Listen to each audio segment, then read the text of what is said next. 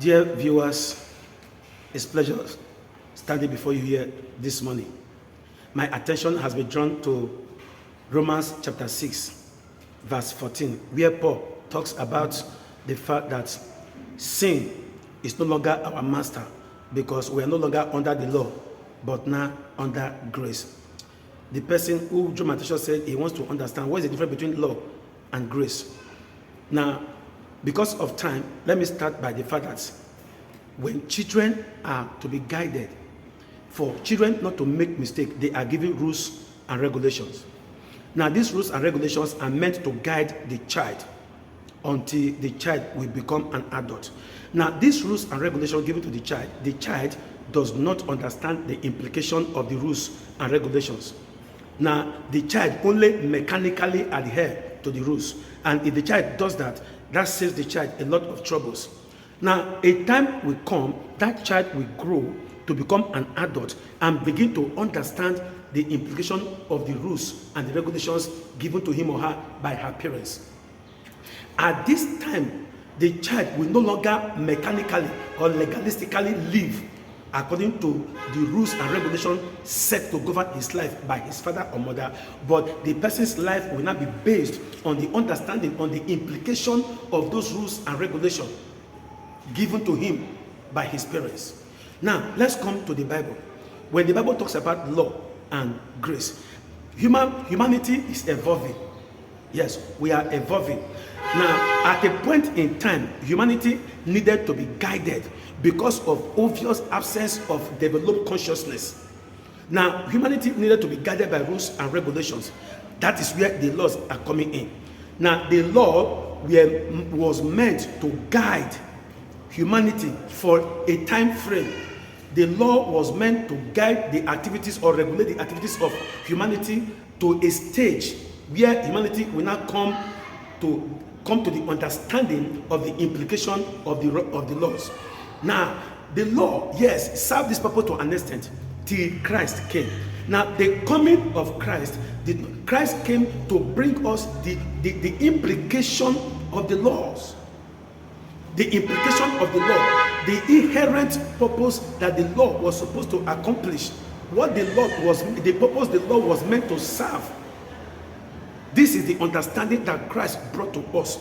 So when we were under the law, yes, because we don't really understand what the law stands for, it was very easy to break the law. It was easy to break the law. And for anyone who breaks the law, that person becomes a slave to sin because the law will take his fate. Now, with the coming of understanding, or with the coming of Jesus Christ, we have gained the understanding that, oh, this is what the law says. This is what the law meant. This is the purpose, the objective that the law is supposed to accomplish in the life of humanity. This consciousness, this enlightenment brought to us by Jesus Christ usher us into a dispensation known as grace. So grace contextually can be defined as the privileged understanding given to us by Christ to regulate our lives in such a way that we no longer fall prey or victim to sin. You no longer live your life mechanically. You no longer do things anyhow. Now, there is a consciousness that is guiding you now. You now know that, oh, this thing is wrong. This thing is right. Now, you no longer abstain from doing wrong things just because somebody said it is wrong, but you now understand the implication, what it means for it to be wrong. For example, while we were younger, we were told never to take other person's property. Yes, we adhere to that rules, but without thoroughly understanding the implication. Now, as an adult, you don't need to tell me not to steal before I will abstain from stealing. You don't need to tell me. I now know the implication of stealing. I now know that it is not good to rob man of the fruit of his labor. I now know the inconveniences it will cause that person if I stole from him. I now also know the implication on my side. If I am caught, the shame and disgrace I will suffer if I am caught stealing. Now, with this understanding, my actions are not being guided. I abstain from stealing from people because not necessarily because the law says so, but I have come to the understanding of what it means to steal and not to steal. This is the dispensation of grace.